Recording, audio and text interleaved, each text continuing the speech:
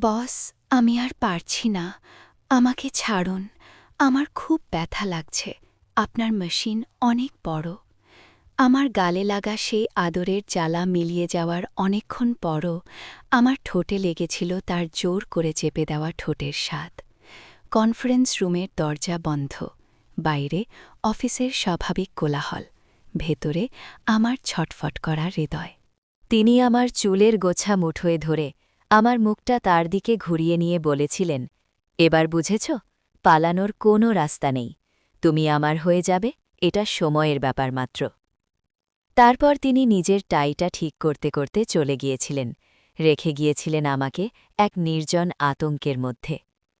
আমি জানতাম এখান থেকে পালিয়ে গেলে চাকরিটা যাবে, কিন্তু থাকলে কি যে অপেক্ষা করছে। গল্পের মূল অংশ। আমার নাম নুসরাত জাহান, বয়স ২৩। ঢাকার মিরপুরে আমাদের ছোট্ট একটা বাসা। বাবা একটা প্রাইভেট কোম্পানিতে চাকরি করেন, আর আমি টানা ২ বছর বেকারত্বের পর শেষমেশ প্রিমিয়ার ফিন্যান্স লিমিটেডে সেলস এক্সিকিউটিভ পদে যোগ দিয়েছি। খুশিতে আকাশে উঠেছিলাম আমি। আমার বিভাগের প্রধান জনাব রিয়াদ চৌধুরী। বয়স ৪৯-এর কাছাকাছি হবে। চেহারায় গম্ভীর ভাব, কথায় কর্তৃত্ব। প্রথম সাক্ষাতেই বলেছিলেন, নুসরাত, এই ফিল্ডে সাফল্য শুধু হার্ডওয়ার্কে আসে না, নেয় স্মার্টওয়ার্ক। আর স্মার্টওয়ার্ক আমি নিজে হাতে শিখিয়ে দেব। শুরুটা ভালোই যাচ্ছিল। তিনি সত্যিই অনেক কিছু শেখাতেন, ক্লায়েন্ট হ্যান্ডলিং থেকে নেগোসিয়েশন, সব কিছুতেই তার কোচিং ছিল অসাধারণ। ধীরে ধীরে আমি নিজের পায়ে দাঁড়াতে শুরু করি। তাকে দেখতাম একজন আদর্শ গুরু, পথপ্রদর্শক হিসেবে। কিন্তু ৩ মাস পর ধীরে ধীরে পরিবেশ বদলাতে থাকে। রিয়াদ স্যার প্রায়ই বিকেলবেলা আমাকে একা ডেকে তার কেবিনে নিয়ে যেতেন, বলতেন একান্তে কিছু শেখানোর জন্য। শুরু হল সূক্ষ্ম স্পর্শ, আমার কাঁধে হাত রাখা, আমার হাতটা ধরে কিছু বোঝানো। একদিন বলেই ফেললেন, নুসরাত, তোমাকে দেখলে মনে হয় আমার হারিয়ে যাওয়া যৌবন ফিরে পাচ্ছে। আমি অস্বস্তিতে ভুগলাম, কিন্তু প্রতিবাদ করতে পারলাম না। চাকরিটা আমার পরিবারের জন্য খুব জরুরি। মায়ের ডায়াবেটিস, ছোট ভাইয়ের পড়ালেখা, সবকিছুর দায় আমার কাঁধে। ঘটনাটা ঘটল ওই জিতু সমাপ্তি পার্টির দিন। পুরো অফিসের প্যাটি শেষে সবাই চলে গেছে। আমি রিয়াদ স্যারের কিছু জরুরি রিপোর্ট সই করিয়ে নিতে তার কেবিনে ঢুকলাম। তিনি একা বসেছিলেন, সামনে একটা হুইস্কির গ্লাস। আমাকে দেখেই মুখে এক অদ্ভুত হাসি ফুটল। এসো নুসরাত, বসো। আজকে তুমি পার্টিতে অসাধারণ লাগছিলে, সেই লাল সালোয়ার কামিজটা। তোমার ওই সাজে আমি পুরো সন্ধ্যা শুধু তোমাকেই দেখেছি। আমি সংকোচে বললাম, স্যার, রিপোর্টটা? রিপোর্ট পরে হবে, তিনি বাধা দিলেন। উঠে দাঁড়িয়ে দরজায় তালা লাগিয়ে দিলেন। আমার বুক ধক করে উঠল। স্যার, কি করছেন? একটু একান্তে কথা বলবো। তিনি আমার দিকে এগিয়ে এলেন। তার চোখে আমি আগে কখনো এমন তীক্ষ্ণ, ক্ষুধার্ত দৃষ্টি দেখিনি। নুসরাত, তুমি জানো আমি তোমাকে কতটা স্পেশাল ট্রিটমেন্ট দেই? অন্য কেউ তোমার অর্ধেক পারফরমেন্স করলে তাকে ৩ মাস আগেই ছাঁটাই করা হতো, কিন্তু তোমাকে আমি রক্ষা করেছি, প্রমোশন দিয়েছি। এখন তোমার পালা কিছু দেওয়ার। আমি পিছু হটতে হটতে টেবিলের ধারে এসে ঠেকলাম। স্যার, দয়া করে, আমি যেতে চাই। যাওয়ার আগে এইটা নাও, বলেই তিনি আচকামকা আমাকে জড়িয়ে ধরে আমার মুখে জোর করে চুমু দিতে লাগলেন। আমি প্রচণ্ড ধাক্কা দিয়ে নিজেকে মুক্ত করলাম। গালে একটা চড় কষলাম তার। সেই ছিল আমার সহজাত প্রতিক্রিয়া। চড় খেয়ে তিনি থমকে দাঁড়ালেন, কয়েক সেকেন্ড নিস্তব্ধ। তারপর তার মুখে ফুটে উঠল এক ভয়ানক শীতল হাসি। তিনি টাইটা ঠিক করলেন। বাহ, জ্বালাময়ী। আমি আসলে এটাই চাই। ভাবি গৃহিণী টাইপ মেয়ে আমার পছন্দ না। আমি কাঁপছিলাম ভয়ে আর রাগে। আমি সবাইকে বলবো। বলো, তিনি নির্বিকার ভঙ্গিতে বললেন।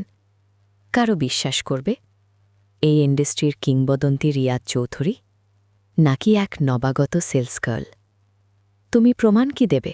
বলবে আমি তোমাকে জোর করে চুমু দিয়েছি? তুমি তো পার্টিতে আমার সাথে ফ্লার্ট করছিলে, সবাই দেখেছে। তুমি নিজেই আমার কেবিনে এসেছিলে রাত 10টায়।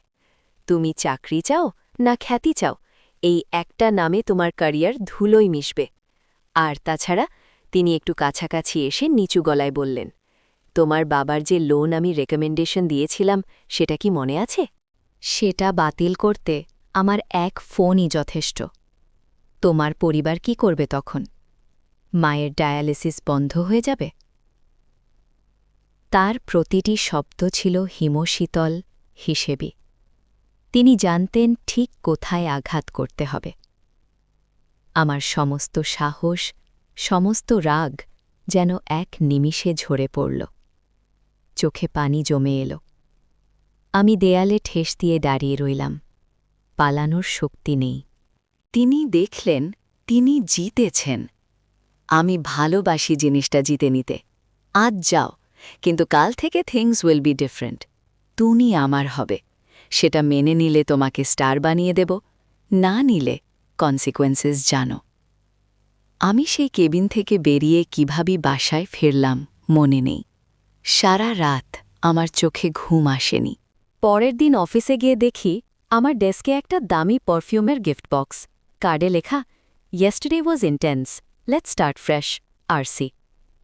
সেই দিন থেকেই শুরু হলো আমার নরকদাস। প্রতিদিনই কোনো না কোনো বাহানা, লেট নাইট কাজ, একান্ত মিটিং।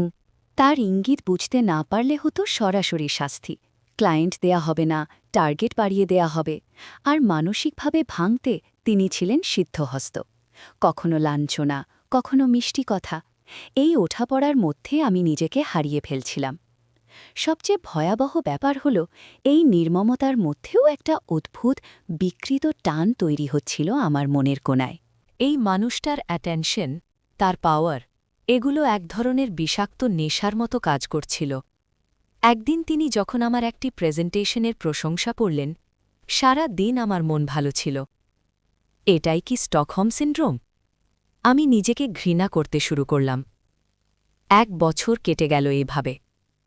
আমি এখন সিনিয়র এক্সিকিউটিভ, বেতন বেড়েছে, মায়ের ট্রিটমেন্ট চলছে, ভাইয়ের পড়াশোনা ঠিক আছে। কিন্তু প্রতিদিনের দাম দিতে হচ্ছে আমার স্বাধীনতা, আমার স্বাভিমান দিয়ে। রিয়াদ স্যার এখনও অপেক্ষা করছেন। তার পেশেন্স ফুরিয়ে আসছে। তিনি চান চূড়ান্ত সাবমিশন। আজ তিনি আমাকে বলে পাঠিয়েছেন রাত 8টায় তার রেস্টুরেন্টে ডিনার করতে। জানিয়েছেন এটা ফাইনাল ডিসিশনের দিন। বলো হ্যাঁ অথবা না। হ্যাঁ বললে তোমার জীবন সোনালি হবে, না বললে কাল সকালেই তোমার ডেস্ক ক্লিন করে ফেলতে বলবো। আমি এখন জানালার ধারে দাঁড়িয়ে আকাশের দিকে তাকিয়ে আছি। ডিনারের টাইম হয়ে আসছে। আমার ফোনে তার পাঠানো মেসেজ জলজল করছে। তোমার সিদ্ধান্ত জানতে অপেক্ষা করছি। শ্রোতা বন্ধুরা, গল্পটা এখানেই শেষ করলাম। কিন্তু নুসরাতের সিদ্ধান্ত জানার আগে আমি আপনাদের জিজ্ঞেস করতে চাই, আপনারা কি মনে করেন নুসরাতের এখন কি করা উচিত? 1. না বলে দিয়ে চাকরি ছেড়ে দেবে, নিজের সম্মান রক্ষা করবে, কিন্তু পরিবারের আর্থিক সংকটে পড়বে। 2. হ্যাঁ বলবে, নিজের শারীরিক ও মানসিক স্বাধীনতা হারাবে, কিন্তু পরিবারের ভবিষ্যৎ নিশ্চিত করবে। 3. কোনো কৌশল অবলম্বন করবে, প্রমাণ সংগ্রহ করবে, বা অন্য কোনো উপায় বের করবে? কমেন্টে লিখুন নুসরাতের এখন 1 নং, 2 নং নাকি 3 নং সিদ্ধান্ত নেওয়া উচিত। আপনার মতামত জানান। আর এই ধরনের এক্সক্লুসিভ স্টোরি শোনার জন্য চ্যানেলটি সাবস্ক্রাইব করতে ভুলবেন না। পাশের বেল আইকনটি চেপে নোটিফিকেশন অন করুন, যাতে পরবর্তী কোনো আপডেট মিস না করেন। ধন্যবাদ।